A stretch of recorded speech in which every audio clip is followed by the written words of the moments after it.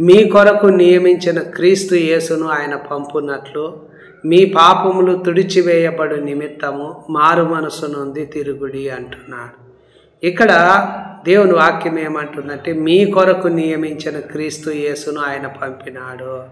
యేసు జన్మించినప్పుడు దేవదూతలు కూడా చెప్పిన విషయం ఏమిటంటే, ఇదిగో భయపడకుడి, ఇదిగో ప్రజలందరికీ కలుగబోవు మహా సంతోషకరమైన సువర్తమానం నేను మీకు తెలియజేయుచున్నాము.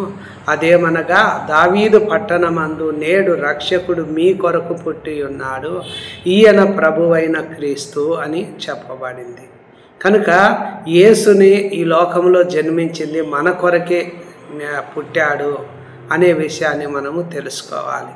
అదేవిధంగా ఇక్కడ కూడా చూసినప్పుడు ఏమి రాయబడిందంటే అపోస్తల కార్యం 2వ అధ్యాయంలో దేవుడు నిశ్చయించిన సంకల్పము ఆయన భవిష్యత్తు జ్ఞానం అనుసరించి ఆయన సిలువకు అంటే యేసయ్య సిలువకు వెళ్ళడము, అక్రమకారుల చేత సిలువ వేయించి చంపబడము, మరణ వేదనలు దేవుడు తొలగించి తిరిగి లేపడము, దేవుడు నిశ్చయించిన సంకల్పము ఆయన భవిష్యత్తు జ్ఞానం అనుసరించి ఆయన సిలువకు అప్పగించబడ్డాడు.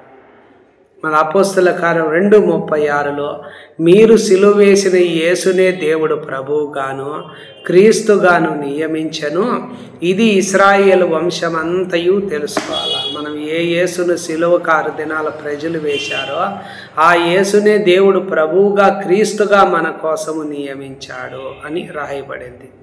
మళ్ళీ అదేవిధంగా రాయబడినటువంటి మాటలో చూసినప్పుడు రాయబడినటువంటి మాట ఏమిటి అనే విషయం చూసినట్లయితే, ఇక్కడ